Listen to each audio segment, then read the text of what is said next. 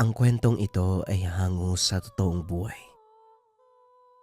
Mula ito sa isa nating kabayan na itago na lamang natin sa pangalang Arnulfo.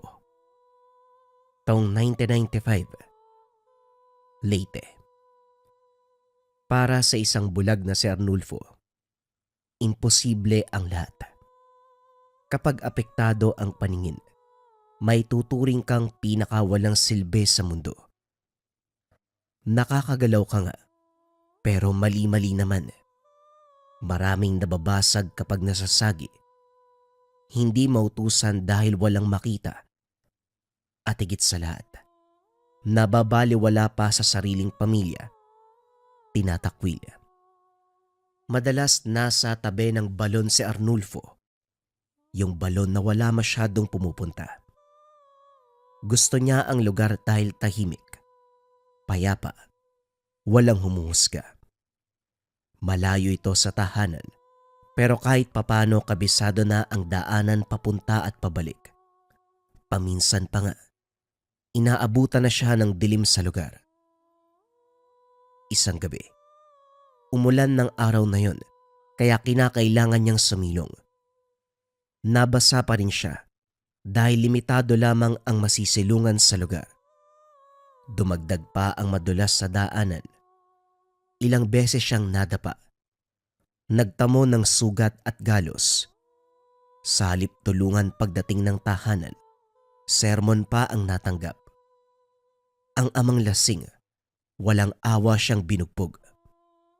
At dahil bulag, walang magawa kundi tiisin ang bawat latay sa katawan. Nang mismong gabing yun, gumapang paalis ng tahanan si Arnulfo. Bumalik sa balon kung saan payapa, tahimik at tanggap siya. Nanginginig siyang nakasandal sa puno. Iniinda pa ang tinamong bugbog. Idagdag na rin ang lalamunang uhaw at sikmurang kumakalam. Sa sitwasyon niya, hindi maiwasang hilingin na lamang ang kamatayan. Subalit sadyang maparaan ang pagkakataon. Sa kabila ng kalupitan, nabiyayaan pa rin ng mabuti. Nagulat na lang si Arnulfo nang makaramdam ng init. Naririnig niya ang tunog ng tuyong dahon at siklaban ng apoy. Ilang sandali pa nakaamoy ng inihaw na manok. Dali-daling kinapa ang paligid. Tinanggap ang nag-abot ng makakain na tubig. Isang buong manok at inumin na nakasilid sa bao. Walang sinayang na oras si Arnulfo. Sinunggaban ng pagkain at hinayaan ang sariling mabusog. Nang matapos, kinausap ang nagmamay-ari ng presensya sa tapat. Kanina pa ito napapansin, pero dahil abala sa pagkain ngayon pa lamang kinausap. Isa akong bulag kaya hindi kita makikita. Kung sino ka man, maraming salamat sa pagkain at inumin. Arnulfo ang pangalan ko. Kayo ho. Katahimikan ang sinagot sa kanya. Gayunpaman, matyagang nag-antay si Arnulfo dahil alam niyang may tao sa paligid. Hindi naglaon kusa itong nagsalita. Hindi lang masyadong maintindihan ng boses. Tawagin mo ko sa pangalang Ikan. Yun ang tawag sa akin ng mga kauri ko. Mainam na bulag ka. Dahil kapag normal, matatakot ka sa akin.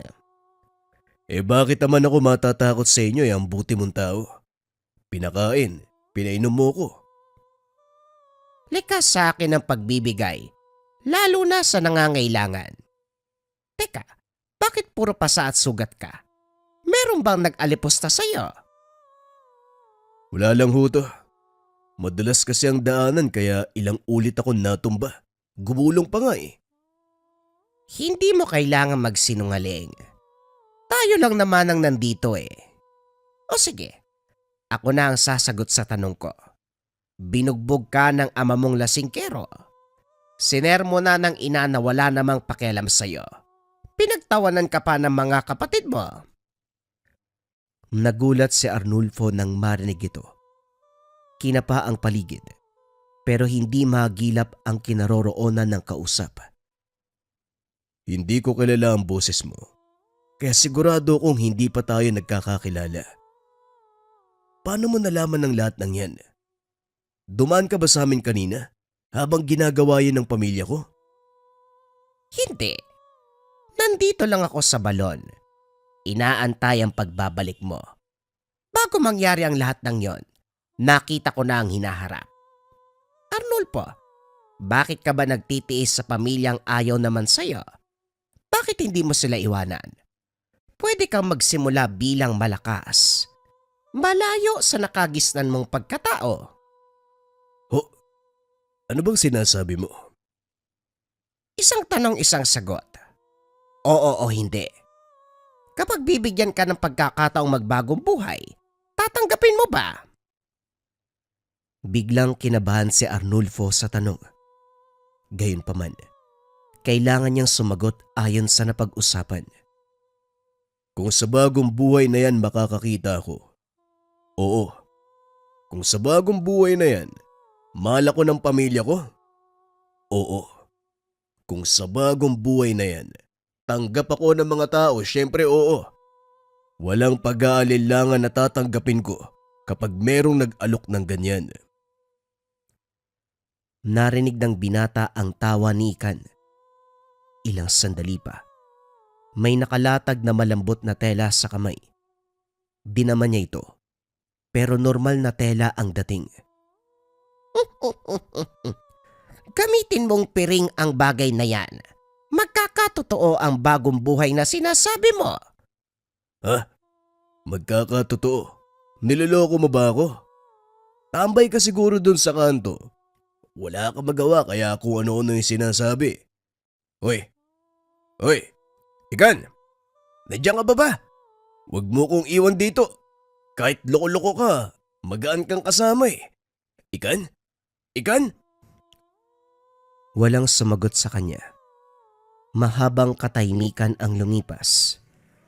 Nang sumagi sa isip ni Arnulfo ang hawak na tela, bumalik sa alaala ang sinabi ni Ikan. Paulit-ulit itong umaalingaw sa tenga hanggang sa naglakas ng loob na gamitin. Dahan-dahang umangat ang mga kamay para itali ito bilang piring. Hinayaan sa ganong posisyon hanggang sa unti-unting nakaramdam ng pagbabago. Unang napansin ay ang kusang paghilom ng sugat.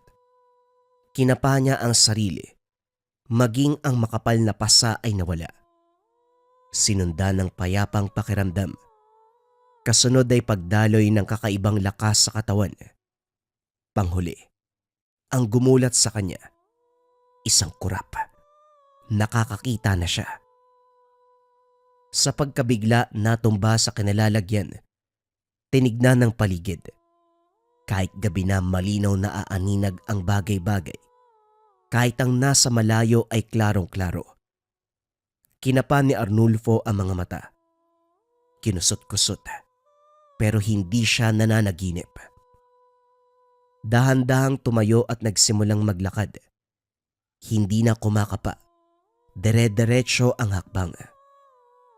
Kahit nakatapal sa mga mata ang piring, malinaw niyang nakikita ang lugar. Sa tuwa ay napatalon at napasigaw. Tumahimik din nang mapagtanto ang kinalalagyang gubat. Hindi tinanggal ang piring. Dali-dali ito hanggang sa makarating sa tahanan, kaso natigilan ng maalala ang trato ng pamilya. Subalit nagulat siya sa pagbaliktad ng sitwasyon. Unang lumapit ay ang ama na nag-aalala. Arnulfo, saan ka ba pupunta? Anong oras na? Ngayon ka lang umuwi. Ano nangyari? Bakit ang dumi mo? Tess, maghanap ka nga ng pampaligo. Wika namang Teryo. Eh Diyos ko, ano bang nangyari sa'yo? Ang dumi ng damit mo. Umabot pa sa buhok. Halika, maligo ka. Ang mga kapatid niya, nagmamadali sa pagganda ng hapunan at damit bisan. Hindi nakaimik si Arnulfo sa nangyayari. Pero sa unang pagkakataon, nakaramdam siya ng pagmamahal mula sa mga ito. Habang nakababad ang sarili sa tubig, hindi maiwasang maiyak ng patago. Paulit-ulit na humihiling na sana'y hindi magbago ang kasalukuyang kaganapan. Sa puntong ito lumitaw si Ikan. Dito naliwanagan kung bakit ganon ang taglay na boses. Hindi tao, isa siyang duwende. Ang ipinagtataka, katulad niya itong bulag. Ikan, bulag ka rin pero Oo, isa kong bulag. Pero dahil sa taglay kong kapangyarihan, alam ko ang nangyayari sa mundo ng mga tao. Ngunit sa mundo naming mga duwende, doon ako hindi nakakakita. nilapitan mo ba ako kasi nararamdaman mo yung sitwasyon ko? Ganon din ba ang trato sa'yo? Inaaliposta, hinuhusgahan, tinataboy. Madalas akong nasa balon dahil doon payapa. Tahimik, tanggap ninuman. Matagal na kitang napansin. Pero ngayon ko lang naisip na lapitan ka. Akalain mo, pinagtagpo tayong dalawa. Maraming salamat kung ano man ang ginawa mo sa akin. Pero itong piring na binigay mo sa akin, nagkakaroon ako ng kakayahan na makakita. Ganito rin ba yung binibigay nito sa'yo? Tama ka. Ginagamit ko yan sa mundo namin. Pero wala na akong balak bumalik. Nanaisin mo pa bang balikan ang tahanan na hindi ka naman tanggap? Binigay ko yan sa'yo para maranasan mo ang pakiramdam ng nakakakita. Hindi ko alam ang sasabihin pero maraming salamat, Ikan. Hindi mo lang ako binigyan ng pagkakataong makakita. Pinaranas mo din sa akin kung ano ang pakiramdam ng tanggap at mahal ka ng sarili mong pamilya. Kaya ikaw, pamilya na rin kita. Huwag kang ganyan. Mababaw ang luwa ko. Tumigil ka nga. Napalitan ng tawanan ang pag-uusap. Naaaliw si Arnulfo dahil kahit isa itong duwende, parang tao kung magsalita. Marami pang kalokohang alam. Kasabay nito, pinakilala sa kanya ang iba't ibang kakayahan ng piring. Hanggat nasa kanya ito, protektado siya sa anumang kapamakan. Tutulong na mapagaling ang sugat sa katawan at walang hanggang swerte ang matatamasa. Magmula mismo sa sandaling iyon, ginawa itong palamuti sa kamay ni Arnulfo. Babala ni Ikan, huwag ilayo sa katawan ng piring upang magpatuloy ang bisa. Hindi lang sa sariling kabutihan, naranasan din ito ang epekto sa bawat miyembro ng pamilya. Bukod sa naging mabait, kanya-kanyang swerte ang natanggap. Nakapasok sa Universidad sa Maynila ang dalawang kapatid.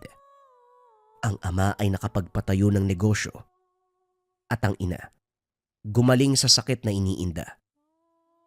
Si Arnulfo sa kabilang banda, tinahak ang larangan kung saan pinamalas ang galing sa pakikipaglaban sa iba't ibang uri ng elemento. Unang pasyente, nagustuhan ng kapre. Ang dating balingkitan at maladyos ang mukha ay naging kulubot. Batay sa pagsusuri ng binata, pamamaraan ito ng kapre para walang umagaw sa babae. Kapag usaping sakim sa pagmamahal, kapre ang nangunguna sa listahan. Para hindi maagawan, wawasakin ang pisikal na anyo ng taong magugustuhan. Arnulfo, pakitaan mo ng gilas ang higanteng yan. Siguraduhin mong hindi nasisikatan ng araw. Wika ni Ikan, habang nakatingala sa puno kung saan nakapwesto ang kapre. Teka, sandali. Akala ko ba tuturuan lang natin ang leksyon? Bakit tunog pa tayo na? Tanong ni Arnulfo. Sa tingin mo ba madadaan sa pakiusap ang animal na yan? Gawin mo na, bago pa bumalik sa lunggayan. Napabuntong hininga si Arnulfo.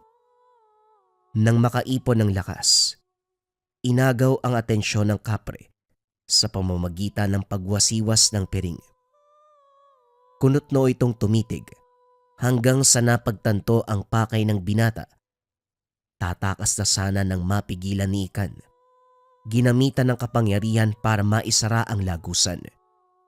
Nagpapalipas lang ako ng oras, pero nanggugulo kayo. Ano ba ang kailangan nyo? Wika ng nilalang. Huwag mo nang ipagkaila. Alam mo ang sadya namin. Ibalik mo sa dati ang pisikal na anyo ng babae. Hindi mo kailangan sirain ang katawan niya dahil wala kang karapatan. Hindi dahil nagustuhan mo, pwede mo nang gawin ang anuman.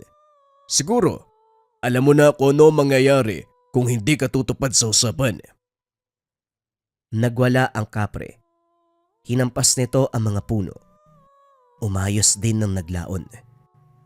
Napilitan na kalasin ang sumpa sa babae sa takot na ang buhay ay magwakas kapag magpapataw ng gante si Arnulfo. Dinagdagan ni Ika ng banta kung kaya't napapayag din ito. Dahil sa tagumpay, umusad na sa kasunod na pasyente. Natipuan ng engkantada ang matandang halos ugod-ugod. Kamot ulo ang binata habang sinusuri ito. Grabe, meron na nga kayong tungkod tatay. Nabibighani pa rin ang engkantada. Ayos, may asim ka patay. Ang matanda na kinikilalang babaero ngumisi pa sabay kindat nang marinig ang sinabi ng binata. Napailing na lamang dahil parang papatol pa sa elemento. Sa pakiusap ng mga anak na gumaling ito sa karamdaman, hindi na kasi pinapatulog. Pinuntahan ni Arnulfo at Ikan ang kinaroroonan ng engkantada. Hindi mapigilang matawa ng binata dahil ang elemento ay walang pinagkaiba sa biktima. Matanda na rin. Nagmukhang balat ng kahoy ang muka. May mga buhok pang daig ang baging ng balete. Hindi alam ni Arnulfo kung pagpapatuloy ba ang pakikipagkasundo sa engkantada. Sa tuwing sasambitin ang pangalan ng biktima, tuwang-tuwa pa ito habang kinakausap siya. Itong matandang engkantada, tuwag-tuwa kapag naririnig ang pangalan ng gusto niya. Nakikiusap ako sa iyo, kaibigan. Baka pwedeng pabayaan mo na lang si tatay. Sa kondisyon niya, hindi niya na kayang makipagsabayan sa iyo. Hindi rin naman kayo pwede magsama dahil tao siya. At ikaw, hindi ka normal eh. Kaso nga lang kahit anong sabihin, paulit-ulit lang na tumatawa ang engkantada. Nang marinig sa ingay nito, walang pasabing sinakal gamit ang piring. Nang bumagsak, si Ika nang nagsagawa ng orasyon para kalasin ang sumpang pinataw sa biktima. Nang masiguradong wala ng koneksyon, nilisan nila ang lugar. Ang sumunod na inasikaso ay normal na kondisyon. Naintindihan ni Arnulfo na sa kabila ng pagkakaroon ng ospital at klinika sa bayan, tumatakbo pa rin sa ganitong klase ng pagamutan dahil walang perang panggastos. Sa tanggapan niya, hindi kailangan ng pera para magamot. Bagay na nagustuhan ng mga dukhang lapitin ng sakit at kamalasan ng mga elemento. Mahaba ang pila, tirik pa ang araw. Nahimatay ang iilan dahil kahit sabihing sumilong muna, nagtitiis na magbilad sa takot na masingitan. Ginawa na lamang ng paraan ni Ikan para kahit papano hindi direktang maapektuhan ng mga pasyente sa tindi ng sikat ng araw. Kaso nga lang, siya ang sumasalo ng pinsalang nararamdaman. Bilisan mo ang pagsusuri, Arnulfo. Kahit tampasin mo ng piring sa muka, gagaling naman ang mga yan. Maba ang pila sa labas. Ako matutusta, hindi ang nakapila. Sinasalo ko ang sakit. Kagad humingi ng tawad ang binata ng masulyapan ng elemento. Tagaktak ang pawis. Namumula sa tindi ng init. Parang hindi na ito lalong maghirap. Sinunod ang sinabi. 3 beses na inaampas ng piring ang parte na may nararamdaman. Nagtataka ang mga ito dahil yun lang ang ginawa. Gayunpaman, napapagaling pa rin ang lahat ng iniinda. Matapos ang mahabang araw, Nakapagpahinga na ang dalawa. Ngayong nakikilala ka na sa larangang ito, anong plano mo? Isa lang naman ang plano ko. Suklian ang biyayang binigay mo sa akin. Ang kaso hindi ko alam kung paano eh. Kung mahihilingin ka, sabihin mo sa akin. Sandaling natigilan si Ikan bago ito nakapagsalita.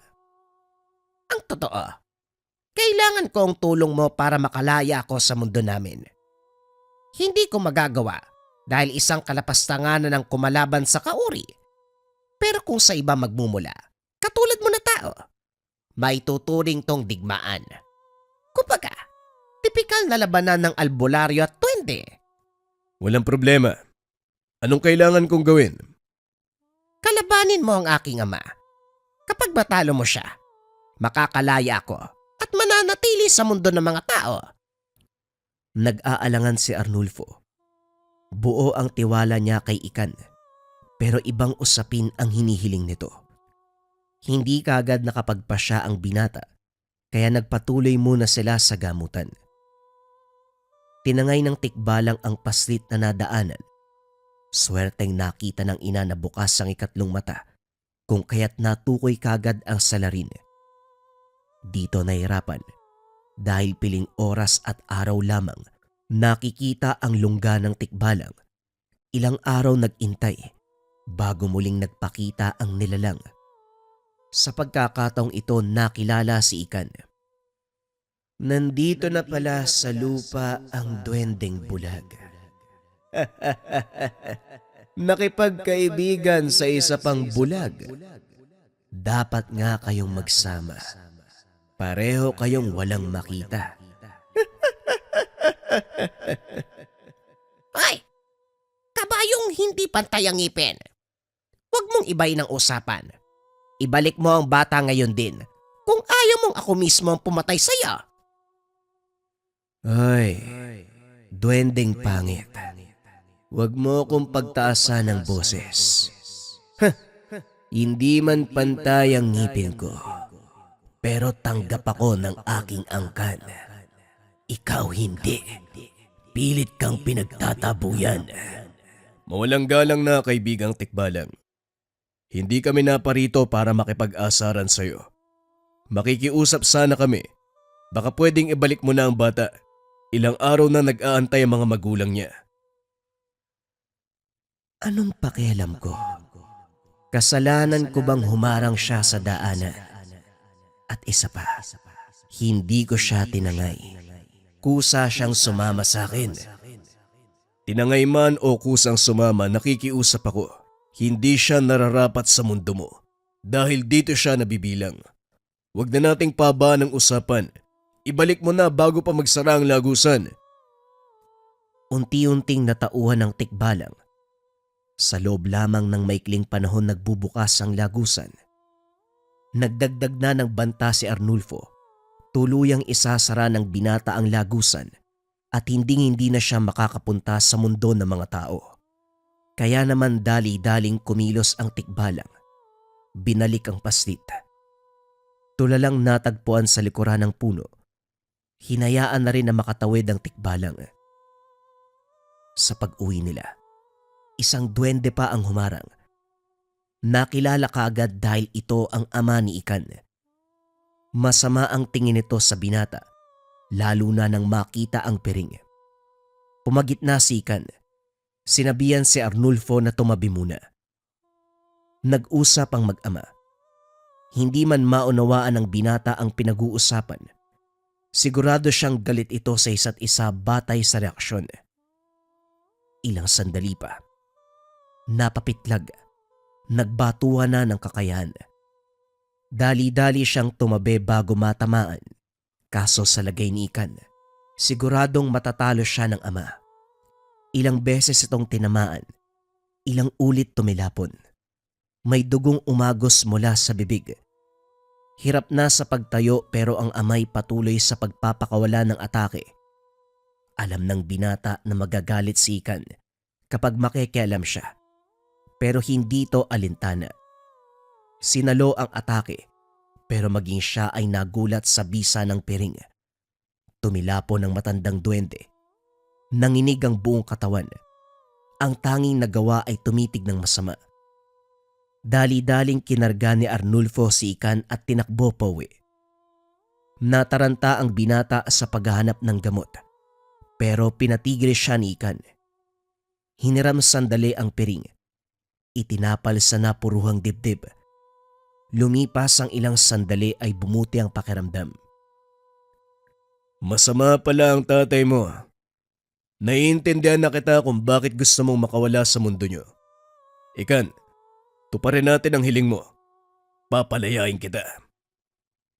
Nakita mo kung gaano kalakas ang aking ama. Hindi mo siya kakayanin. Nakachamba ka lang. Nakita mo rin kung gaano kalakas ang piring. Hindi niya ito kakayanin. Si Ikan ang natahimik.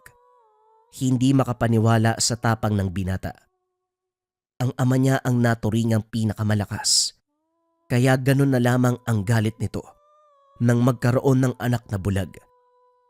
Isang insulto sa katayuan ang pagkakaroon ng anak na may diferensya. Hindi kita hahayaang lumabang mag-isa. Ama ko ang kalaban, kaya sasamahan kita.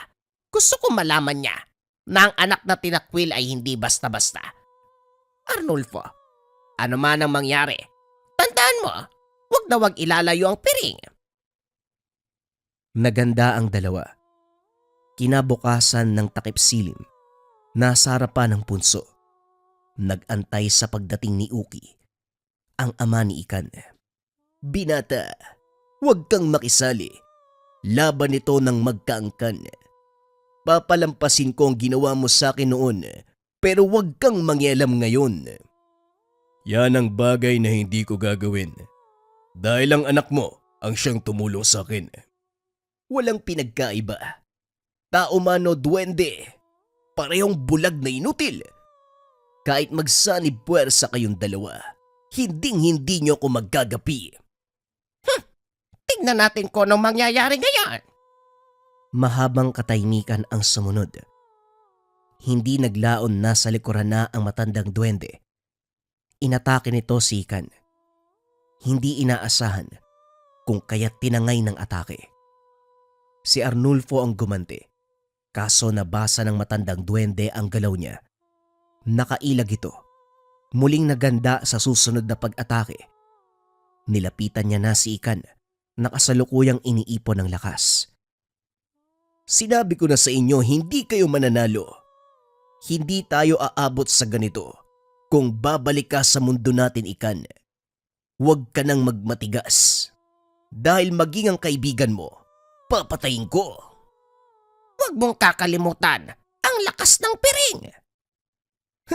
Huwag mo ring kakalimutan na hindi maglalabas ng lakas ang piring kung hindi tugma sa enerhiya na nagmamay-ari. Ang batang yan ay mahina. Nagkakalakas lang dahil sa ibinibigay mo. Huwag mong gamitin sa akin panakot ang piring dahil kayang-kaya kong tanggalin ang bisa. Ikan, magagawa ba yun ng tatay mo? Mukhang delikado tayo. Hindi! Magtiwala ka lang. Huwag kang makinig sa kanya. Sumugod na si Ikan. Nagagawang tapatan ng lakas ng ama. Nasundan na lamang ng tingin ni Arnulfo ang galaw ng dalawa. Maliliit, pero kung magbuno ay daig pa ang higante. Malakas na dugungdong at nakakasilaw na liwanag ang pinapakawala ng dalawa. Hindi nagtagal. Naglaho ang liwanag kasabay ng pagbagsak ni Ikan. Dali-daling nilapitan ni Arnulfo. Idinikit ang piring sa kanya. Kaso nga lang, kagad siyang kinausap. Huling babala, iho. Pwede ka nang umalis at buburahin ko ang lahat ng alaala mo. Tigilan mo ko, tanda. Hindi ko tatalikuran ng kaibigan ko. Sa puntong ito, siya ang naunang sumugod. Nagulat siya dahil mabilis ang kilos. Lumakas ng lumakas ang atake, habang ang matanda ay panay atras, panay ang ilag. Nakagante na makatsyempo. Nagawang patamaan ni Arnulfo, pero hindi makapaniwala nang itapal ng binata ang piring sa sugatang balikat. Anong ibig sabihin yan? Nakakapagpagaling ang piring. Yan ang lakas ng anak mo na pilit mong tinatakwil. Dinagdagan niya ang bisa ng piring. At hindi lang yon ang kayang gawin ito. Ito rin ang tatapos sa buhay mo, tandang uki. Hinagis ng binata ang piring sa direksyon ng duwende. Kusa itong naging matulis na bagay. Direktang tumago sa katawan niya. Kagad tumakbo si Arnulfo papunta kay Ikan. Naghihingalo ang kaibigan. Kaso nga lang, bago pa man siya makapagsalita, tuluyan itong namaalam. Hindi maproseso ng utak ang kaganapan. Sobrang bilis. Nasaksihan ang unti-unting paglaho ng katawan ng mag-amang duwende. Naging abo, humalos sa hangin. Hanggang sa ilang sandali pa ang lumipas, naiwan siya mag-isa sa lugar. Hindi napansin kung gaano katagal sa sitwasyon na yun. Nakaluhod, nakatulala. Saka lang natauan ng dumampi ang sikat ng araw sa muka. Sa puntong ito, naguguluhan si Arnulfo kung totoo ba ang pangyayari o isang panaginip. Pero nang masipat sa kamay ang piring, sigurado siyang totoo ang lahat. Dali-daling umuwi ng tahanan para alamin ang lagay ng mga magulang, ang buong pamilya. Maayos ang kaganapan. Totoo. Totoo ang kaibigan kong Sigan. Pero sa isang iglap, bigla na lang siyang nawala. Matapos ng kaganapan, tumigil na siya sa tungkulin. Nawalan siya ng lakas dahil hindi na kasama si Ikan. Ang tanging naiwan na kakayahan na lamang kay Arnulfo. Hindi na siya naging bulag. Ito ay dahil sa binigay na tangan sa kanya. Ang piring ng duwendeng bulag.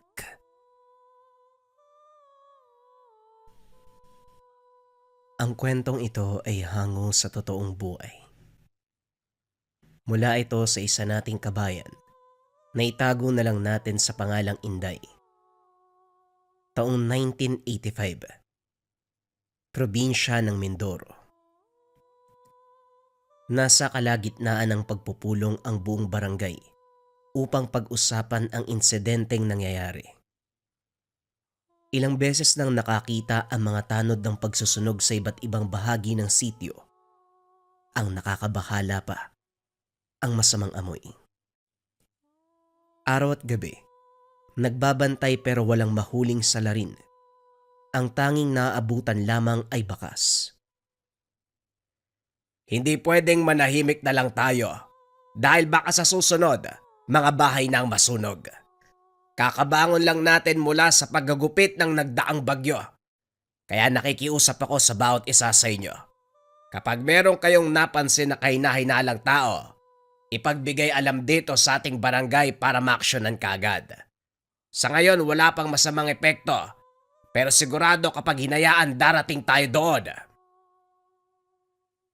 Wika ng kapitan. Maraming sabi-sabi.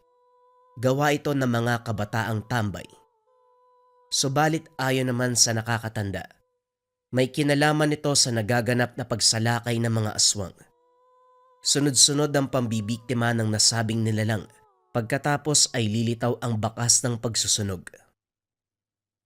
Kung sino man ang nasa likod ng kaganapang ito, magpapasalamat pa ako sa kanya. Wika ni Aling Ising na ikinagulat na mga kasama. Bakit naman po? Sa katunayan dapat nating isumpa dahil delikado ang ginagawa niya. Isa itong banta sa buhay ng karamihan. May rason po ba kayo para masabing papasalamatan pa? Isipin niyo, sa tuwing may aswang na nambibiktima sa lugar natin, pagkatapos yan makakakita tayo ng pagsusunog. Hindi ba sumagi sa inyo na katawan ng aswang ang sinusunog niya? Natahimik ang lahat. Nagkatinginan ng mapagtanto ang sinasabi ng ale, pero wala ni isa ang nakumbinse. Isingan kabihin ma, sinasabayan lang ng tao niya ng problema sa aswang. Paano naman masusunog ang katawan? Ang hirap kalabanin ng nilalang. Kung totoo Ano man ang naisip ba? Sino ang matapang nagagawa nan? Tanong ni Aling Pina. Malay natin kung nasa tabi-tabi lang ang taong yon. Pero kung sino man siya, magpapasalamat talaga ako. At kapitan, huwag mong isipin sa susunod mga bahay natin na masusunog dahil hindi yan na mangyayari. Kasi kung oo, dapat noon pa. Ang tanong ito, ang taong nagsusunog, malamang bangkay ng aswang ang sinisindihan. Nagkatinginan ang mga kasama. Baka sa muka na hindi naniniwala sa sinabi nito. Hindi na rin siya nagtagal. Nagpaalam na pagkatapos. Nakangiting binaybay ang daan pauwi. Pagdating ng tahanan sinalubong ng anak. Alam niyang tatalakan siya kung kaya't lumabas pero sinundan pa rin. Nandito na ang magaling kong nanay. Ano po yung sinabi niyo dun sa pagpupulong? Si nanay talaga. Hindi matahimik. Ako nga rito hindi kumikibo eh. Siya naman tong daldal ng daldal. Paano ko mabisno si Tatay Dodong? Kasalanan mo po talaga. Inday, gusto ko lang baguhin ang tingin nila sa nangyayari. Ginawa nilang masama eh. Alam nating mabuti ang hangarin ni Tatay Dodong mo. At ang pagsusunog, hindi magdudulot ng kapamakan sa mga tao. O yan na naman kayong dalawa. Nagtatalo na naman kayo. Dito kayo sa loob magsagutan eh. Mamaya may makarinig sa inyo. Wika ni Mang Dudong nang masilip sa bintana ang mag-ina. Eto po kasing si Nanay Ising. Dumalo sa pagpupulong ni Kapitan kung ano-ano sinasabi. Nag-aalala po ko na baka lalong masamay ng lahat ng ginagawa niyo. Hindi yan. Hanggat walang nakikita, mananatiling palaisipan ng bakas. Hayaan nyo sila. Basta kayo, mag-ingat sa mga aswang na basta-basta na lang lumilitaw. May hindi pa ako nahuhuli. Nakawala yung tinugis ko nung nakaraang araw eh. Panira kasi tong mga tanod. Sumakto pang dumaan sila kaya ayon, nalingat ako. Nangangamba ako eh. Siguradong babalik yun gaganti. Hindi natin alam ang takbo ng isipan ng mga nilalang. Hanggat nasa bahay lang kami, walang mangyayaring masama. May ba tayo? Kuwang-kuha ng mga tanod ni Kapitan ng inis ko. Kumakatok sa kabayan oras pa ng gabi, mga walang hiya. Ang ibing ng tulog mambubulabog. Tapos manghihiram lang ng posporo para magsindi ng sigarilyo. Natawa si Mang Dudong sa sinabi ng asawa. Nga pala tatay, kilala niyo po yung bagong tanod? Iwasan mo yun. Ilang beses ko nang nahuli na tumitingin dito sa bahay. Yung tinginan para may gustong alamin. Balita ko nga hindi siya taga rito. Bagong lipat nung nakaraang buwan. Malay natin, may masamang balak sa'yo yung tao na yun. Napaisip si Mang Dudong sa sinabi ng anak. Kilala niya ang tinutukoy nito. Minsan na ring nahuling tumitingin sa kanilang tahanan. Nung una ay binaliwala lang sa pag-aakalang hindi sinasadya. Pero nang mapadalas ay nagduda na siya. Hindi pa naasikaso ang mga bagay na ito dahil tutok sa panunugis ng aswang. Napansin ko na rin yan. Pero hayaan nyo. Wala pa namang masamang ginagawa eh. Maging alisto na lang tayo para madali nating mapigilan kung sakaling may gagawin. Kagaya ng palaging ginagawa sa araw-araw, abala si Mang Dudong sa pag-aasikaso ng tangan. Ang mutya ng apoy na ilang dekada nang ginamit bilang proteksyon at panlaban sa mga aswang na walang tigil sa pambibiktima. Hindi ito binili o hiningi. Kusa itong lumapit sa kanya. Sa madaling salita, natagpuan ng mutya. Dati pa siyang nagka-interes pagdating sa usaping aswang. Galing kasi sa probinsya kung saan maraming naglipa ng nilalang.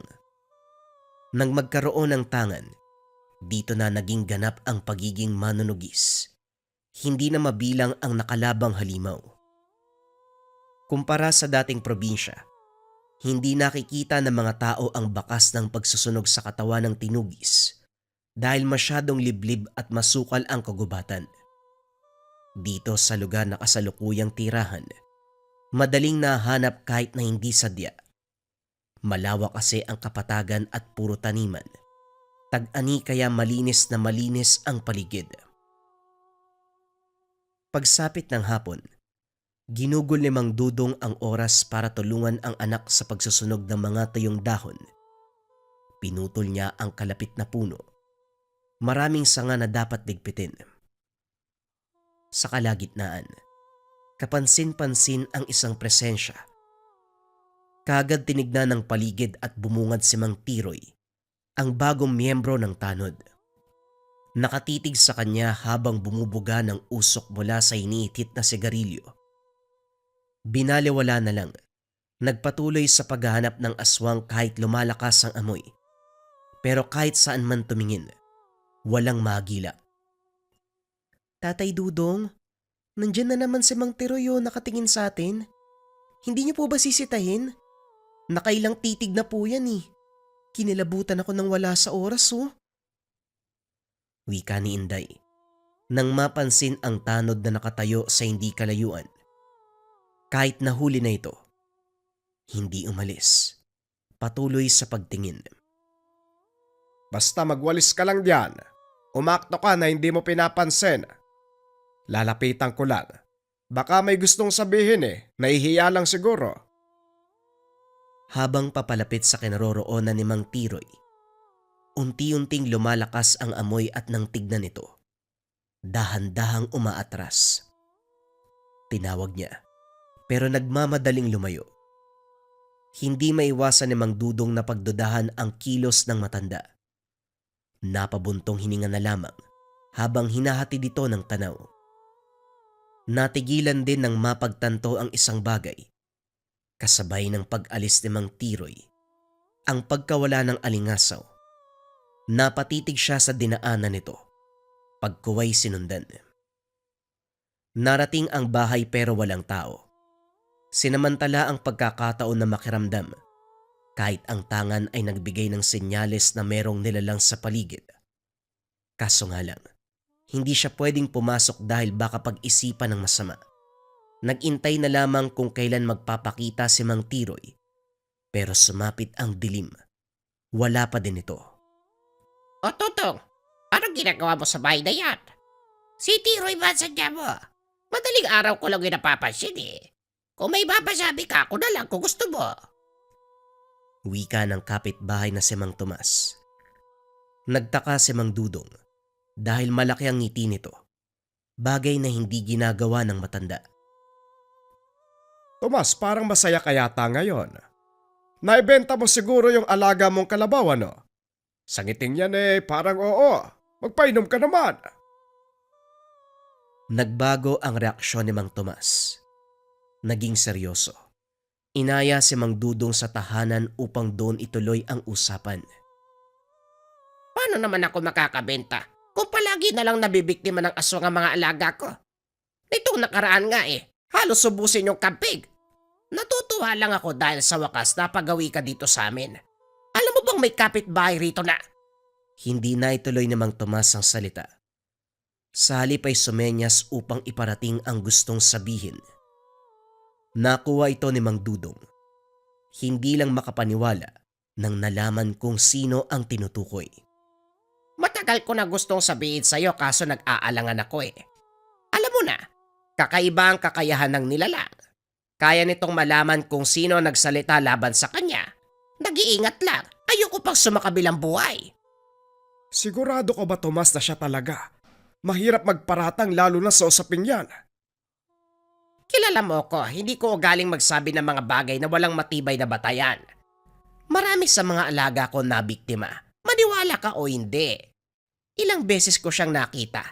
Magkapit bahay kami kaya alam ko. Napabuntong hininga si Mang Dudong. Sa puntong ito naging malinaw ang napansin kanina. Pagkatapos ng usapan ay nagpaalam na. Pagkalabas ay muling sinilip ang tahanan ni Mang Tiroy. Walang tao, walang ilaw, pero malakas ang pakiramdam na nasa loob lamang ito. Upang hindi mahalata ang pagmamasid, nagkunwaring may hinahanap. Nilampasan ang bahay at saka dumiretso pag-uwi. Pagdating ng tahanan, Nagulat siya nang makita ang mag-ina na parehong may bitbit na patalim. Saka lamang pinagbukusan ng pintuan nang magsalita siya. Ikaw pala yan, Dudong. Mabuti naman nandito ka na. Saan ka ba nagpunta? Nagpunta ako sa kabilang sityo eh. Natagalan kasi nag-usap kami ni Tomas.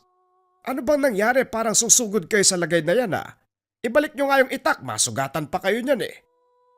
Paano ba naman tatay, may umaaligid na aswang kanina? Nakakapagtaka nga kasi, lumapit talaga dito sa bahay parang gustong pumasok. Kung nandito ka lang tay, siguradong patay na yun eh. Dali-daling sinuri ni Mang Dudong ang paligid. Kaso nga lang wala na ang nilalang. Hindi naman siguro kayo sinaktan ano? Anong klaseng aswang ba yon? Paliwanag nyo nga. Malaki siya tatay eh. Kahubog ng taong lalaki. Ang pangit ng muka, mabaho basta. Akala nga namin ni nanay madadali kami. Mabuti hindi. Parang napadaang lasing lang. Hindi sinasadyang makasagi, parang ganun. Nagkaroon ng ideya si Mang Dudong kung sino ang nilalang. Akma ang pagpapaliwanag sa halimaw na nakalaban noong nakaraang buwan. Ito ang nakatakas nang mapadaan ang mga tanod sa gawi kung saan sila naglalaban. Ang hula niya, binalikan siya. Pero ang nakakapagtaka, paanong nalaman ng tahanan? Napabuntong hininga na lamang si Mang Dudong. Sa mga sumunod na sandali, tulog na ang kanyang mag-ina, subalit siya ay gising na gising sa takot na baka muling lumitaw ang aswang. Tahimik lamang na nagkakape sa sala habang pinapanood ang madilim na paligid sa nakabukas sa bintana. Hindi nagtagal dumaan ang mga tanod. Tinawag siya nang makita ng kapitan. Magandang gabi po, Kapitana. Mukhang marami kayo ngayon kumpara sa mga nagdaang gabi. Abay oo, yung mga tambay kasi naisipang tumulong kaya pinasama ko na sa paglilibot. Mas maganda nga sana kung sasama ka rin eh. Lahat na nakikisa eh, ikaw na lang yata ang hindi. Ay pasensya na ho kayo, Kapitana. Puro babae kasi ang kasama ko sa bahay eh. Ayokong iwanan, baka may mangyaring masama. Naglipa na pa naman ang mga aswang sa panahon ngayon. Baka sa ibang bagay na lang ako, Kapitana. Huwag lang sa ganyan, pasensya na ho talaga. Naiintindihan ko naman, o siya sige. Lalakad na kami para maglibot sa buong barangay. Tumango lamang si Mang Dudong. Tinitigan ang papalayong grupo. Tangkang babalik na sana ng tahanan. Napansin niya ang presensya sa hindi kalayuan. Naging alerto ang tanga na sinusundan ng pag-alingasaw. Walang pagdadalawang isip na kumuha ng patalim at saka pinuntahan ng pinagtataguan ng nilalang. Sa sandaling nakalapit, napalingon sa tahanan ng marinig ang pag-angil nito. Nagtataka sa mabilis na kilos. Kagad bumalik ng bahay si Mang Dudong. Dali-daling umakyat sa bubong para hanapin ang aswang. Pagkarating sa itaas, sinunggaban siya ng nilalang. Hindi nakabawi dahil sa biglaang atake. Nahulog silang pareho at sakto namang pumaibabaw siya rito. Walang pagdadalawang isip na tinaga. Mabilis nakailag hanggang sa nakawala. Tumayo ito sa unahan. Masama ang titig sa kanya. Ayos ka rin ano? Natuntun mo ang bahay ko. Nagkataon nga ba? O talagang alam mo dahil sa malapit ka lang nakatira? Umangil lamang ang nilalang. Pagkatapos ay muling sumugod. Naging alerto si Mang Dudong dahil mabilis ang kilos nito. Nasundan ang bawat galaw niya at madaling nakakaiwas. Ilang beses siyang nawala ng balanse dahil sa taglay nitong lakas. Nang makabawi, si Mang Dudong naman ang umatake pero sa pagkakataong ito, walang tumama sa ilang beses na pagtaga. Lahat na ilaga ng halimaw, narinig pa niya ang pag-angil nito. Halatang pinagandaan mo ang pagkikita natin ano? Kung dati madali kitang napapatamaan, ngayon mahirap pa. Pero sige, tignan natin kung hanggang saan ang kaya mo. Lumapit ka, sige! Kagad sumugod ang aswang. Sa sobrang bilis ng kilos, Nahirapan siyang umiwas sa mga atake. Umatras na lamang habang iniinda ang lakas. Hinayaan niya muna hanggang sa mabigyan ng pagkakataon. Sa puntong ito, hindi nakatakas ang nilalang nang bumao ng patalim sa dibdib. Sunod-sunod na tinaga. Kalaunan ay binawian ng buhay. Dali-dali itong hinila ni Mang Dudong patungo sa likod ng tahanan nang marinig ang ingay ng mga tanod. Naitago ito bago pa makita. Nakangiti niyang binate ang mga kakilala pero kinabahan ng mag-usisa ang ilan. 10 oras na ng gabi, nasa labas ka ba, Dodong? Balak mo bang umalis? Tanong nito. Ang iba ay inilawan ang paligid. Saan naman ako pupunta sa ganitong oras? Lumabas lang ako. Hindi kasi makatulog kaya nagmasid na ako sa lugar. Baka sakaling makatulong sa pagbabantay. Ano ba? O siya, hindi na kami magtatagal. Maglilibot pa kami doon banda, oh. Sa kabila naman. Mag-ingat ka dyan, ha? Kung sakaling may mapansin ka, huwag ka mag-aatubiling magsabi sa amin. Nakahinga ng maluwag si Mang Dudong. Abot langit ang pagiging kabado nang tangkain ng isang tanod na sumilip sa likod. Mabuti na lamang hindi nakita ang tinakbang bangkay. Pagkatapos, dali-dali siyang nagsuot ng may tatakip sa muka. Hinila ang katawan ng aswang. Sa dulo ng taniman na isipang sunugin, sinigurado niyang walang ibang makakakita sa gagawin. Dali-dali naghukay. Marahang inangat ni Mang Dudong ang kamay. Kasabay nito lumiwanag ang palad. Unti-unting natutupok ang katawan ng nilalang. May kung anong puwersang lumalabas sa kanyang palad na naglilikha ng apoy upang masunog ang katawan ng aswang. Kinabukasan, hindi na nagulat nang muling kumalat ang usapan tungkol sa natagpo ang bakas ng pagsusunog. Tahimik na nakikinig si Mang Dudong. Hindi nakaligtas sa kanyang paningin si Mang Tiroy. Nakaupo sa bandang unahan. May kalayuan pero malinaw na nakikitang nakatitig sa kanya. Sinusundan din ng pagiging alerto ng tangan.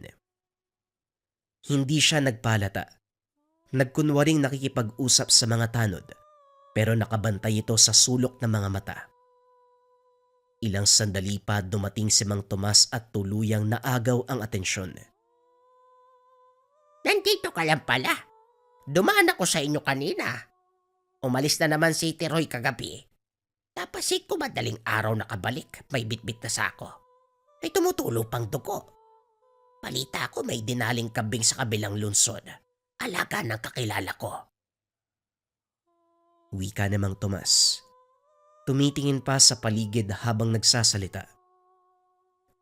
May nakainkwentro ko kagabi.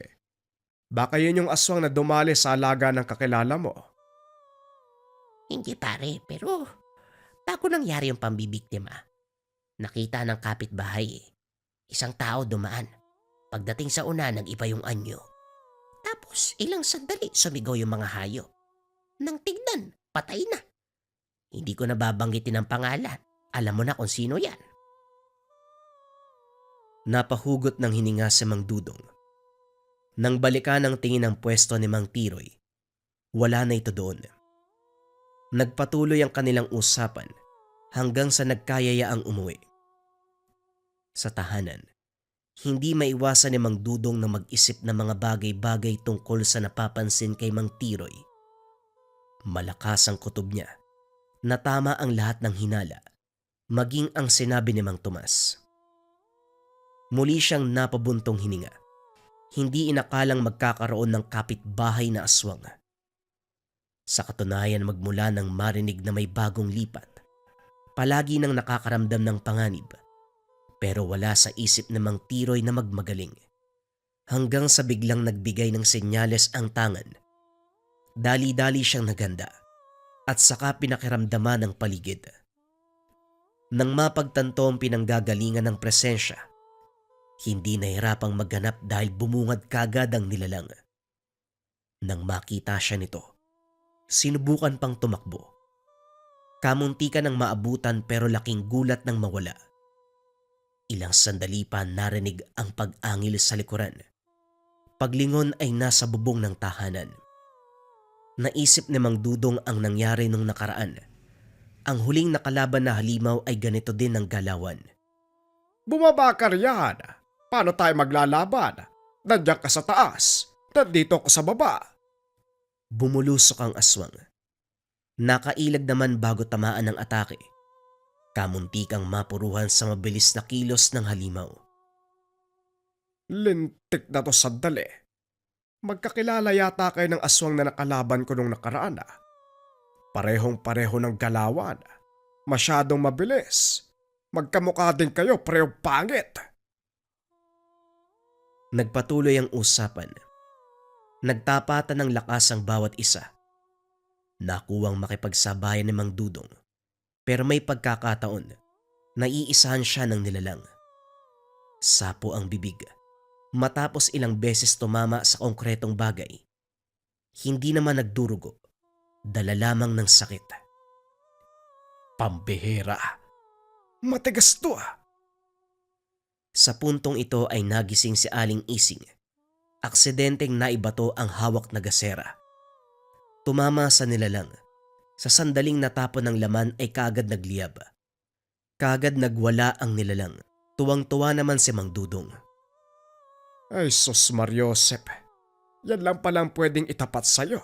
Ayan, siguradong patay ka. Muling dinampot ni Mang Dudong ang patalim. Walang tigil na pinagtataga ang aswang. Nangingisay pa ito habang umaangil. Nagmamakaawa. Kaso nga lang ilang sandali ay nalagutan ng hininga. Ikaw naman kung hindi pa ako nagising, walang makakalam sa nangyayari dito. Pwede mo namang patayin ka agad, pinaglalaruan mo pa. Wika ni Aling Ising. Dali-daling kumuha ng tubig para apolay ng apoy. Pero pinigilan siya ni Mang Dudong. Hindi na. Hayaan mo na ako ng bahala dyan. Matapos magsalita ni Mang Dudong, dumating ang mga tanod. Naku, ano nangyari dito? Mang Dudong, ano yan? Aswang ho, kapitan. Subugod ba naman sa bahayan lintik na yan, nasira yung bubong eh. Yan, nasunog. Binato ng gasera ni Esing eh. Tinaga ko ng itak kaya yan, patay na. Nakumbinse ang mga tao. Inutusan ni Kapitan ng mga tanod na dali ng katawan ng aswang sa malayo. Inapula ang apoy. Muling sinindihan na makapwesto sa malayong lugar. Pagkatapos, si Mang Dudong ang gumawa ng paraan para magbago ang isip ng mga ito sa usaping bakas ng pagsusunog. Kapitan, hindi mo ba naiisip ang nasa utak ko? Tignan po ninyo. Ganyan na ganyan ang natatagpo ang bakas. Ibig ba nitong sabihin? Hindi nito naituloy ang salita. Naintindihan ng kapitan. Natawa pa ito dahil hindi sumagi ang ganong bagay. Pinuri si Aling Ising sa sinabi ng pagpupulong. Ang tanong na lang na hindi nasasagot. Sino yung taong pumupuksa sa mga aswang? Sa loob ng ilang taon kong paninilbihan sa lugar natin, ilang beses na ring nakahanap ng bakas ng pagsusunog. Inakala pa nating masamang banta, yung pala tulong para mailayo tayo sa kapamakan. Sasang-ayon ako sa misis ni Mang Dudong. Kung sino man ang taong nasa likod nito, papasalamatan ko na lang. Kung pwede siyang makilala, iimbitahan ko pa para kumain eh. Bibigyan ko ng trabaho at kabuhayan. Malaki ang naitulong niya, kaya dapat lang mabigyan ng biyaya. Kaso nga lang parang ayaw magpakita sa atin eh.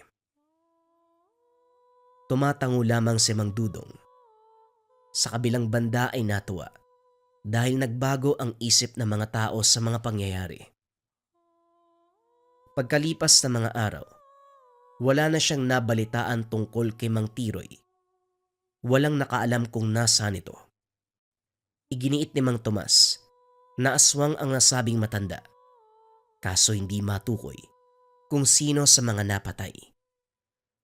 Kung dati ay nangangamba na baka masama ang kahihinatnan ng tagalugar sa bakas ng pagsusunog, ngayon ay natutuwa sila sa tuwing merong natatagpuan dahil nagsisilbing tanda na may napuksang aswang. Nagroronda pa rin ang mga tanod sa gabi. Pero paminsan-minsan na lamang dahil nakampante na sa presensya ng tagapagligtas. Lingid sa kanilang kaalaman na ang taong nagbabantay sa buong baryo walang iba kung hindi ang palagi nilang nakakausap, si Mang Dudong na may mutya ng apoy. Ang kwentong ito ay hango sa totoong buhay. Mula ito sa isa nating kabayan na itago na lang natin sa pangalang Nessa. Walang eksaktong taon. Bagong bayan. Ang mundo ay puno ng hiwaga at misteryo. May mga kakaibang nilalang na nabubuhay kasama ang mga ordinaryo. Ngunit hindi kayang makita ng normal na mga mata ng tao. Isa sa mga kwentong hindi maalis sa isipan ng dalagang si Nessa, ang sinabing kwento ng kanyang lola patungkol sa mga nilalang na minsan itong nakaengkwentro matagal ng panahon ang nakakalipas. Ayon sa kanyang lola, bata pa lamang nang makilala si Inocencio. May natatanging kakayahan na makakita ng mga nilalang na hindi nabibilang sa mundo ng mga mortal. Isinasama pa raw siya nito sa mga lugar kung saan may nananahan na mga elemento kagaya ng duwende, engkanto, kapre, tikbalang at iba pang mga nilalang na kahit anong gawin ng lola niya, hindi ito nakikita ng kagaya sa kaibigan nitong si Inocencio. Subalit isang pangyayari ang naging dahilan upang mabulag ang dalawang mata nito. Mula noon, hindi na muling nagkita pa ang lola ni Nessa, pati na rin si Inocencio. Bigla na lang daw naglaho ang buong pamilya nito sa bayan. Walang sino man ang nakakaalam kung ano ang nangyari sa mga ito. Tirik na tirik ang araw. Madalang ang ulap na makikita sa kalangitan. Kasalukuyang binabagtas ng magkaibigang Nessa at Lyra ang daanan papunta sa isang resort. Ang lokasyon, may kalayuan sa syudad ng kanilang kinalakihan, kaya naman mahaba ang biyahe. Nessa, matagal pa ba yung biyahe natin? Ihing-ihi na ako eh. Kanina ko pa to pinipigilan eh. Wika ni Lyra sa nagmamanehong si Nessa. Sandali itong lumingon sa kaibigan at bumalik sa manibela. Pigilan mo muna. Wala pa akong nakikitang gas station. Pero hindi ko na talaga kaya. Naku, sasabog na yata yung pantog ko. Ihinto mo dali, dyan na lang ako sa tabi. Ano, Lyra? Hindi ka lalaki para umihi sa kung saan-saan? Hindi ko na talaga kayang pigilan. At isa pa, wala naman ako nakikitang taong dumadaan oh. Parang gubat na yata tong lugar na to eh. Kung sa bagay, tama ka nga naman. Wala din ako nakikitang mga bahay o siya itatabi ko muna ha. Kagad hininto ni Nessa ang kotse. Nagmamadaling lumabas si Lyra upang maghanap ng mataas na damo na tatakip sa kanya. Nang makahanap ay doon umihi. Hindi alintana ang mga niknik na lumilipad sa paligid. Nang matapos ay bumalik siya sa kotse. Nakita ang kaibigan. Nakatitig sa direksyon ng isang malaking puno. Hoy Nessa, anong tinitignan mo dyan? Natauan ito nang marinig ang boses ni Lyra. Para kasing may nakita ako dun sa taas ng puno na gumagalaw eh. Sinilip ni Lyra ang sinasabi nito. Kaso nga lang wala siyang nakita na kahit ano. Wala naman ah. Baka ibon lang yun. Ang mabuti pa, bumiyahe na uli tayo. Malayo pa yata yung resort na sinasabi ni Ivan sa atin eh. Bakit ba kasi dun yung napiling lugar eh? Libre kasi nating nakuha yung lugar. Wala masyadong pera eh. Kailangan matapos yung trabaho natin doon. Sana nga lang malaki yung kitain ng team natin para hindi problemahin yung pambayad ko sa renta sa mga susunod na buwan. Hayaan mo na, Lyra. Nabasa ko naman yung manuscript, maganda yung kwento. Mukhang papatok sa masa. Ay naku, sana nga. Lalo kung gagalingan sa parte ko mamaya pagdating sa resort. Ayan, ganyan nga. O sige na, baka mali tayo.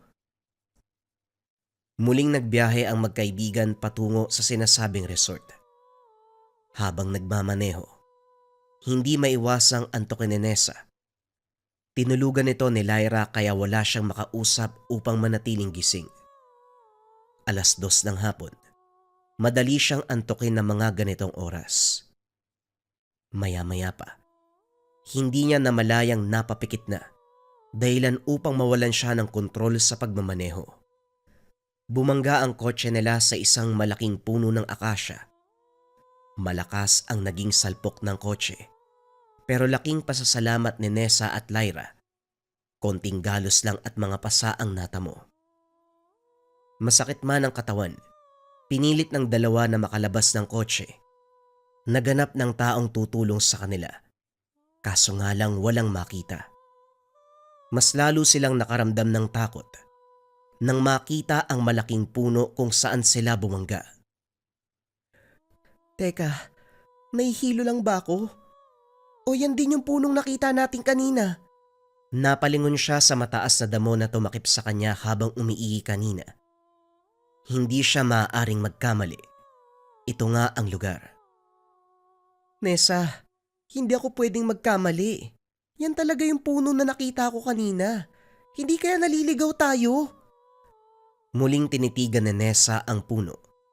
Tama ang kaibigan. Ito nga ang puno kanina kung saan may nakita siya.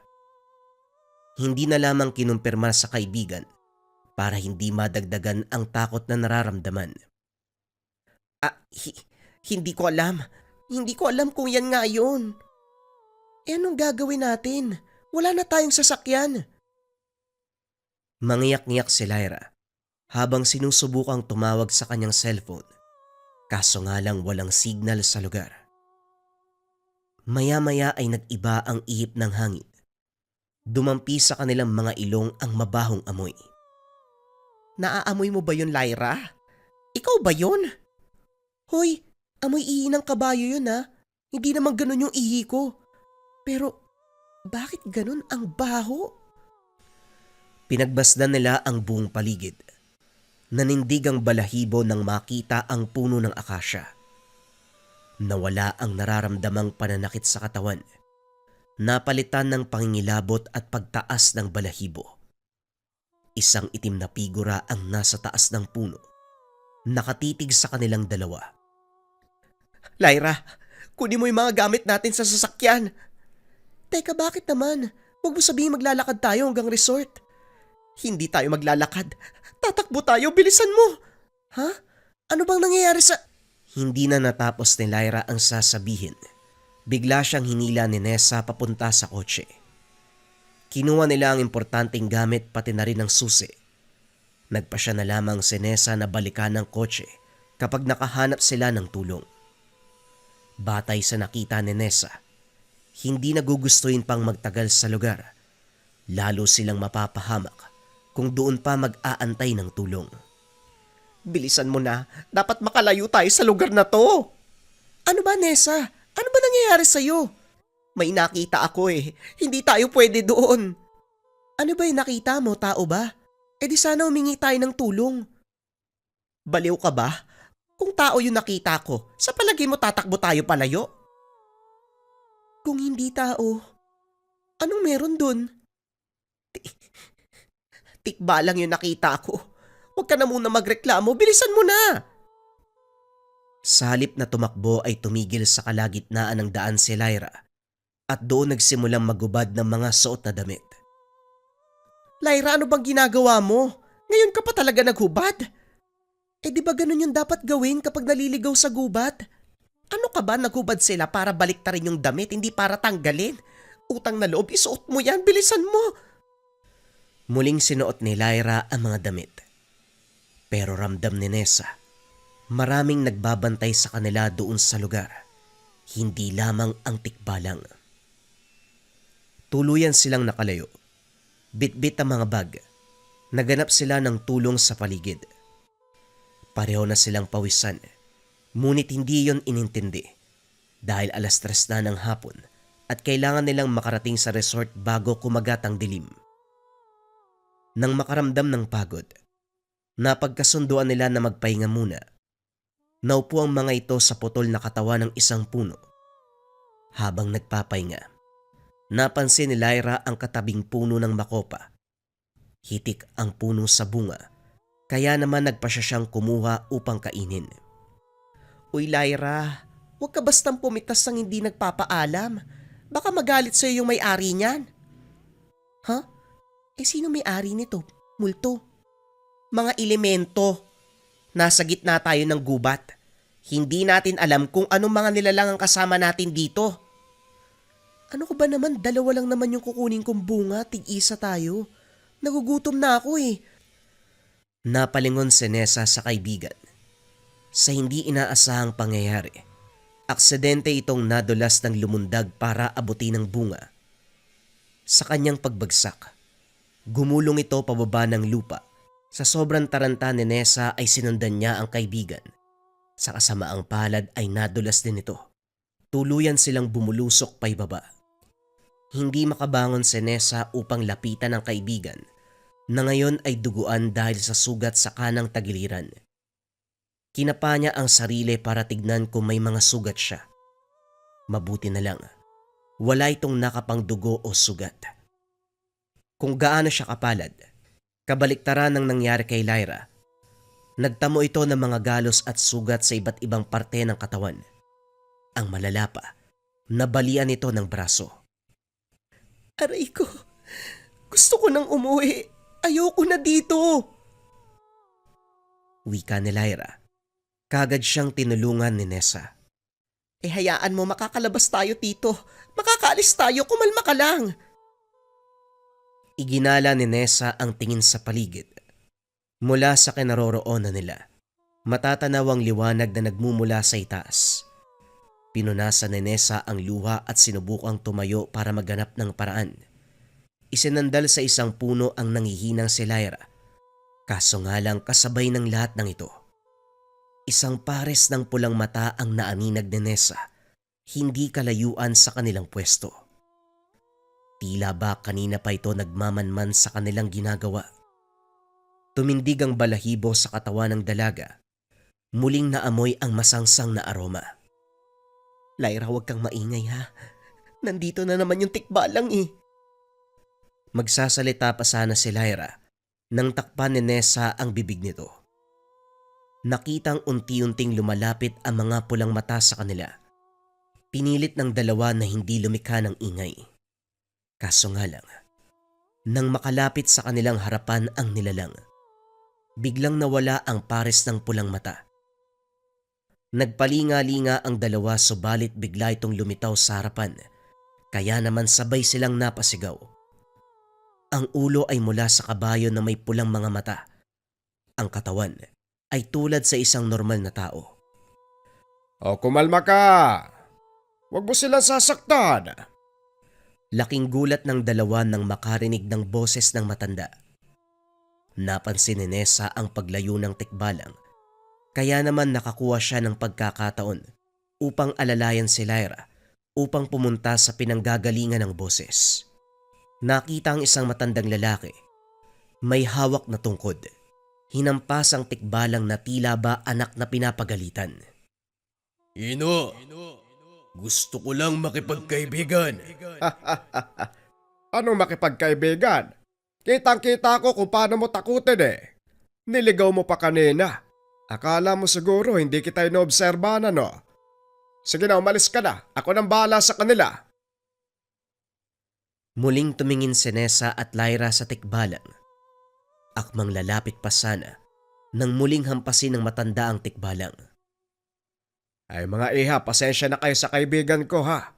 Sadyang mahilig lang yun sa babae. O nga pala, nakalimutan ko magpakilala sa inyo. Ako nga pala si Ino. Pwede niyo akong tawaging Mang Ino o Lolo Ino. Hindi makaimik si Lyra dahil sa mga nasasaksiyan. Kaya naman kahit nangangatog pa rin ang mga tuhod dahil sa takot, naglakas ng loob si Nessa na mangingi ng tulong sa matandang lalaki na sa harapan. Maraming salamat po sa tulong niyo, Lolo Ino. Kung hindi po kayo dumating, baka kung ano yung ginawa sa amin nun eh. Hindi na po namin alam kung saan pupunta. May sugat po yung kaibigan ko eh.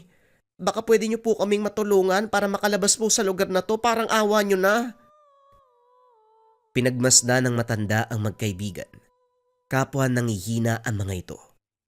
Mukhang pagod na pagod dahil sa mga nangyari sa kanila. Napailing na lang si Ino sa kalagayan ng dalawa. O siya, sige. Tutulungan ko kayong makalabas sa lugar na ito. Pero bago yon, gamutin muna natin ang mga sugat ng kaibigan mo.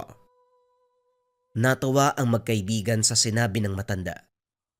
Inutos ni Ino na maupo sila sa ugat ng malaking puno upang makita nito ang mga sugat ni Lyra. Mukhang malalim ang natama mong sugat mula sa pagkakahulog ah. Lyra, ang daming nawalang dugo sa'yo. Nagkatinginan si Nessa at Lyra. Isang katanungan sa isip nila ang biglang lumitaw. Alam nilang sa mga oras na yun, may kakaiba sa matanda. Hindi ito ordinaryong tao lamang. Muling nanumbalik ang kaba sa kaharap na matanda. Gayunpaman, hindi napigilan ng dalawa ang magtanong kung paanong nalaman ng matanda ang nangyari sa dalawa. Teka Manong, paano niyo po nalaman na nahulog kami sa bangin? At saka bakit parang kilalang kilala niyo kami? Hindi sumagot ang matanda.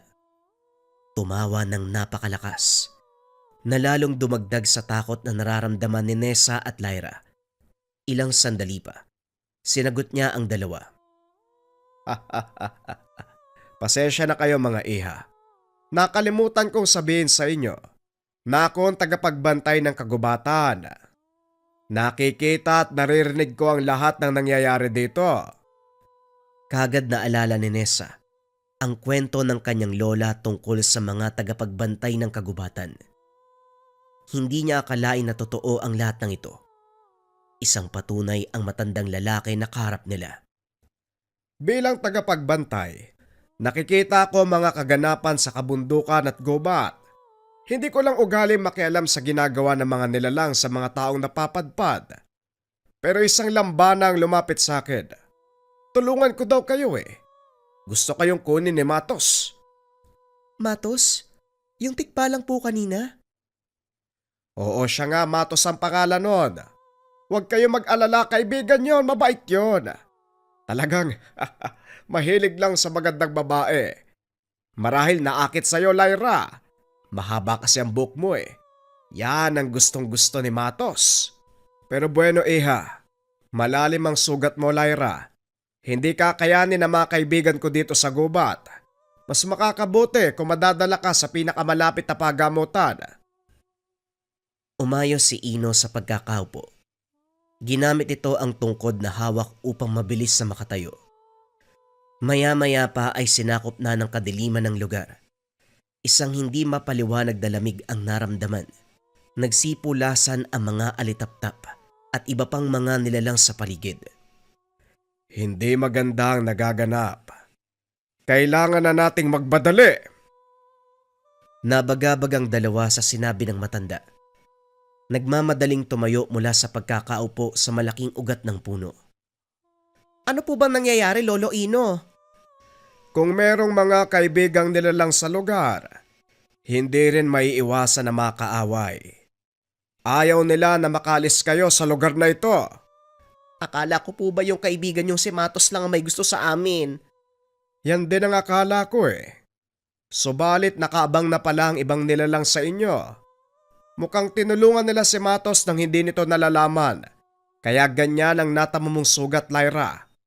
Si Lyra ang gusto nila, Nessa. Wala nang ibang nagawa si Lyra kung hindi ang umiyak. Ano pong gagawin natin, Manong? Hindi naman pwede yan. Sumunod kayo sa akin. Ilalabas ko kayo dito. Pero ipangako nyo sa aking dalawa. Sa akin lang kayo makikinig. Kung maaari, wag na wag kayong lilingon kapag may narinig kayong tumatawag sa pangalan nyo. Kung hindi na kayo makakabalik sa mundo nyo. Maliwanag ba? Lalong humigpit ang pagkakahawak ng kamay ni Nessa at Lyra sa isa't isa. Wala ni isa ang gustong bumitaw habang binabagtas nila ang daan palabas ng nakakatakot na gubat. Sa pagtagal ng oras na naroon, lalong dumilim ang paligid. Iba't ibang huni ng hayop ang naririnig. Sa kabilang banda, Mararamdaman ang pagsunod ng mga nilalang sa kanila. Wala itong ibang gusto kung hindi si Lyra. Ilang sandali pa, nagsimula nang makarinig ng kung ano-anong boses ang dalawang magkaibigan. Mula sa boses na kahali-halina hanggang sa mga nakakatakot na boses ng nilalang. Wala itong ibang sinasabi kung hindi ang pang-aakit kay Lyra. Marami ang naririnig niya. Pinipilit na hindi lumingon kahit parang boses na mga mahal niya sa buhay ang ginagamit ng mga ito. Subalit isang boses ang nakapukaw ng kanyang atensyon at damdamin. Hindi napigilan ang sarili. Narinig ang boses ng ina. Tinatawag ang kanyang pangalan. Matagal nang namatay ang magulang, kaya sabik na sabik siyang makita ang mukha nito. Eksaktong paglingon niya sa likuran. Dalawang malaking kamay ang humablot sa kanya. Napasigaw na lamang si Nessa habang hawak ang kaibigan. Pilit itong pinanlalabanan ang nilalang na kumukuha sa kaibigan. Lolo Ino, tulungan niyo po kami! Binalaan na kita pati ang kaibigan mo. Patawad, pero wala akong magagawa sa kalagayan ni Lyra. Wala akong kapangyarihan upang bawiin siya. Ang tanging magagawa ko lang, proteksyonan at bantayan kayo. Napayak na lamang si Nessa habang tinitignan ng kaibigan na unti-unting nilalamon ng dilim. Patawad, Nessa. Ang mga nilalang na kumuha kay Lyra, naiiba sa kagaya ni Matos. Hindi na ito usapin kung kaya ko silang labanan o hindi. Ito'y respeto sa mga batas ng kalikasan. Maraming sinuway si Lyra nang dumating siya dito. At ang pinakahuling batas na siya magliligtas sa kanya, hindi pa rin niya sinunod. Wala tayong magagawa, Nessa. Kailangan panatiliin ang balanse. Kailangan sumunod sa mga batas. Pero ikaw, Iha, buhay ka pa. Huwag kang mawawalan ng pag-asa. Kailangan mong umalis sa lugar na ito. Labis man ang sakit na nararamdaman. Pinanlabanan niya ito. Sinunod ang lahat ng sinasabi ng matanda. Ilang sandali pa ang lumipas. May naaninag silang liwanag sa dulo. Indikasyon na malapit na siyang makalabas sa lugar. Hindi mapigilan ng dalaga ang nararamdamang tuwa sa nakita. Malapit na tayo sa labasan. Ikaw na magpapatuloy patungo roon. Hanggang dito na lang ako. Bakit naman ho? Sumama na ho kayo sa akin. Muli, Iha. Isa kong tagapagbantay. Tagabalanse ng mundo. Pinili ko ang buhay na ito. Pangalagaan ng kagubatan. Nagpasalamat ang dalaga sa matanda. Hinawakan nito ang kamay ni Lolo Ino. Hanggang sa biglang napaluha ang matanda. Manong, bakit po kayo umiiyak? Nagbuntong hininga ito bago sagutin ang tanong ni Nessa. Sige na, Nessa. Kailangan mo nang lumakad. Hanggang sa muling pagkikita. Lumakad si Ino papunta sa likuran ni Nessa. May binulong. Sabihin mo sa lola mo, kinukumusta siya ni Lolo Inocencio. Nagulat si Nessa sa sinabi nito. Magtatanong pa sana pero hindi na maaaring lumingon.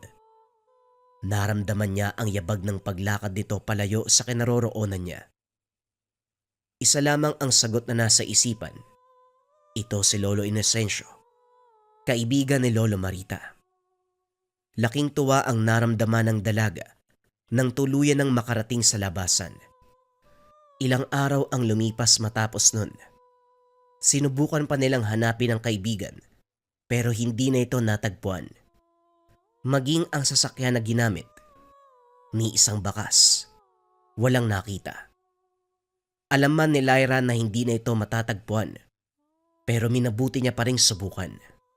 Nanalangin na lamang ito na sana kung nasaan man ang kaibigan, sinasamahan siya ni Lolo Inocencio sa kabilang dimensyon.